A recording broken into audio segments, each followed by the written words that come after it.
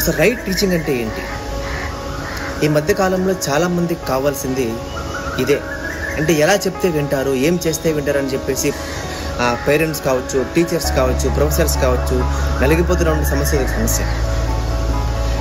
ఇది అర్థం కావాలంటే చిన్న కథ మనం విందాం. ఒక తల్లి తన కూతురికి ఒక ప్రాబ్లం ఉందని చెప్పేసి ఒక మంచి గురువు దగ్గర తీసుకెళ్ళాలని ప్లాన్ చేస్తుంది. సో ఆ గురువు అడ్రస్ కనుక్కొని, అతని ప్లేస్ కనుక్కొని ఆ గురువు దగ్గరికి ప్రయాణమై వెళ్తుంది. ఆ ప్రయాణం చాలా ఇరుకుగా ఉంటుంది, కొంచెం కష్టంగా ఉంటుంది. అయినా సరే ఆ ప్రయాణించి ఆ గురువుని కలుస్తుంది. ఆ గురువుని కలిసి, అయ్యా, నా కూతురు ఎంత చెప్తున్నా కూడా ఎక్కువగా స్వీట్స్ తింటుంది, ఎక్కువగా నిద్రపోతుంది. సో ఈ 2 సమస్యలు నా కూతురిని విడిచిపోవట్లేదు. మేము ఎంత చెప్పినాము, డాక్టర్ దగ్గర తీసుకెళ్ళాము, అంత ప్రయత్నించాం, కానీ ఆమె వినట్లేదు. దయచేసి మీరైనా ఆమెకు చెప్పండి. మీరు చెప్తే చాలామందికి మీరు చెప్తే విన్నారని నేను విన్నాను. సో దయచేసి ఈ సహాయం చేయమని అడుగుతాను. ఆ గురువు గారు ఆ తల్లిని, ఆ కూతురిని అలా చూసి, మీరు వచ్చేవారం రండి అంటాడు. సో ఆ తల్లి కొంచెం నిరుత్సాహపడుతుంది.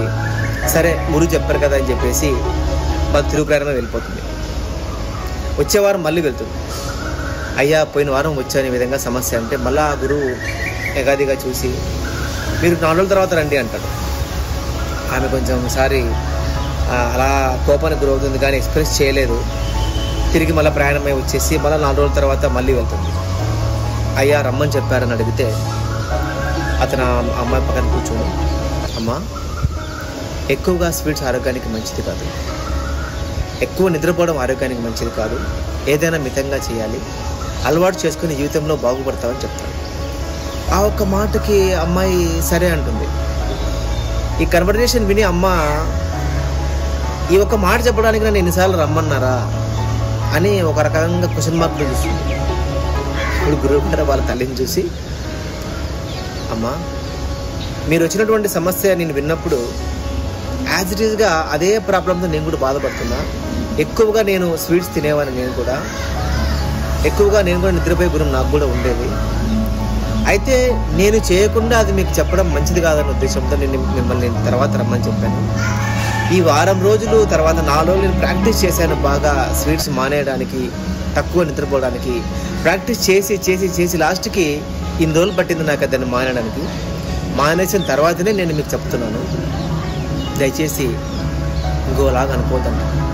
ఆ తల్లి అలా చూసి థ్యాంక్స్ చెప్పేసి వెళ్తాను. సో అంటే ఈ కథ స్వీట్స్ గురించో, ఎక్కువ నిద్రపోతు గురించో కాదు, ద రైట్ టీచింగ్. అంటే ఈనాడు పెద్దలు కానీ, టీచర్లు కానీ, ప్రొఫెసర్లు కానీ, సమాజంలో చాలామంది ఈ పని చేయమని చెప్తారు, కానీ వాళ్ళు దాన్ని చేయరు. ఎక్కువగా ఫోన్ చూడద్దంటారు తల్లిదండ్రులు, కానీ వాళ్ళే ఫోన్ చూస్తుంటారు. ఎక్కువగా ఫోన్లో మాట్లాడద్దంటారు, వాళ్ళే మాట్లాడుతుంటారు. ఎక్కువగా తాగొద్దంటారు, వాళ్ళే తాగుతుంటారు. సో ఏదైనా మనం మనకన్నా తక్కువ వాళ్ళకి, మనకన్నా వయసులో చిన్న వాళ్ళకి మనం చెప్తున్నాము అంటే ఫస్ట్ మనం దాన్ని చేసి చూపించాలి. గొడవ పడకూడదు అన్న తల్లిదండ్రులు ఇంట్లో వాళ్ళు గొడవ పడకూడదు. ప్రేమించాలి అని చెప్పే వ్యక్తి అతను ప్రేమించి చూపించాలి. ఇవ్వాలని చెప్పే వ్యక్తి అతను ఇచ్చి చూపించాలి. ఏదైనా సరేనండి, ఏదైనా మనం ఒకటి చెప్తున్నాము అంటే దాన్ని మనం చేసినప్పుడే మనకు చెప్పే హక్కు ఉంటుంది. సో రైట్ టీచింగ్ ఏంటంటే చేద్దాం, అప్పుడు చెప్దాం.